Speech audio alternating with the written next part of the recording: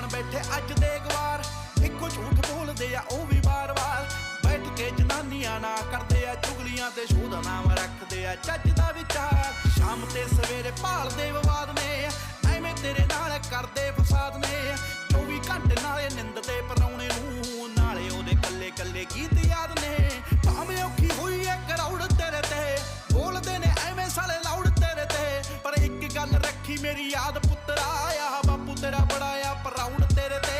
तू दब गया दुनिया ने वहम पालिया, उठ पुत झोटिया ओए मूसे वालिया। जे एवीं रहा गीतां विच सच बोलदा, आउण वाली पीढ़ी एजुकेट मिलूगी।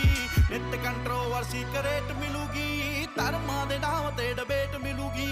सच बोलेगा तां मिलू 295, जे करेगा तरक्की पुत हेट मिलूगी।